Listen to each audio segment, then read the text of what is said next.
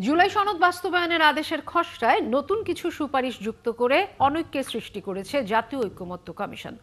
এমন অভিযোগ করেছেন বিএনপি নেতা সালাউদ্দিন আহমদ। দলটির আরেক নেতা আমির খসরু মাহমুদ চৌধুরী বলেছেন, ঐকমত্য কমিশন যাই প্রস্তাব করুক না কেন, গণভোট আর জাতীয় নির্বাচন একই দিনে করতে হবে। শারমিন নীরা রিপোর্ট।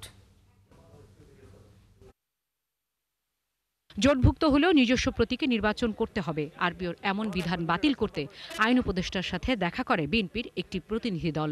এ সময় একটি চিঠি দেওয়া হয় আইন মন্ত্রণালয়কে। ফ্যালকন অ্যালুমিনিয়াম মাল্টিলেয়ার অ্যানোডাইজড হওয়ায় সম্পূর্ণ স্ক্র্যাচ প্রুফ। Falcon aluminium.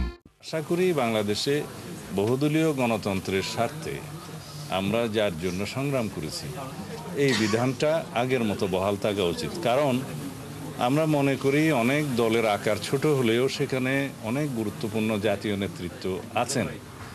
তারা নির্বাচিত হয়ে জাতীয় সংসদে আসতে পারলে জাতীয় সংসদ সমৃদ্ধ হবে। হয় নিজের প্রতীকে অথবা জোটের অন্য দলের প্রতীকে নির্বাচন করার যে স্বাধীনতা, সেটা আগে যে বিধান ছিল সেটা বহাল রাখা হোক। সালাউদ্দিন কথা বলেন জুলাই সনদ নিয়েও। তিনি বলেন, চূড়ান্ত প্রস্তাব দিয়ে ঐকমত্য কমিশন অনৈক্যের সৃষ্টি করেছে। সুপারিশ যা দেওয়ার দিয়েছে, আমার মনে হয় জাতীয় ঐকমত্য কমিশন নিষ্কৃতি পাওয়ার জন্যই কিছু সুপারিশ দিয়ে তারা কার্যক্রম সমাপ্ত করতে চেয়েছে। এটা আশা করি উপদেষ্টা পরিষদ, সরকার পুঙ্খানুপুঙ্খ আলোচনা করবেন, বিবেচনায় নেবেন।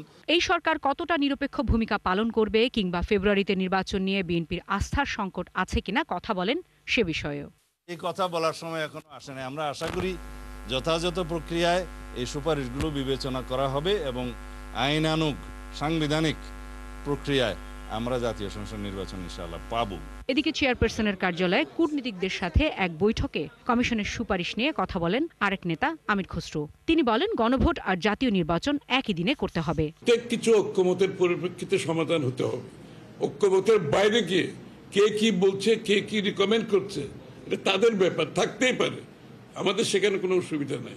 কিন্তু ঐক্যমতের বাইরে গিয়ে কোনো সিদ্ধান্ত দেওয়ার কোনো সুযোগ নাই। যেহেতু বিএনপি এখানে ঐক্যমত পোষণ করে না, সেদিকে যাওয়ার আর কোনো সুযোগ নেই। তিনি আরো দাবি করেন, সুষ্ঠু নির্বাচন করতে অন্তর্বর্তী সরকারকে তত্ত্বাবধায়ক সরকারের আদলে সাজাতে হবে।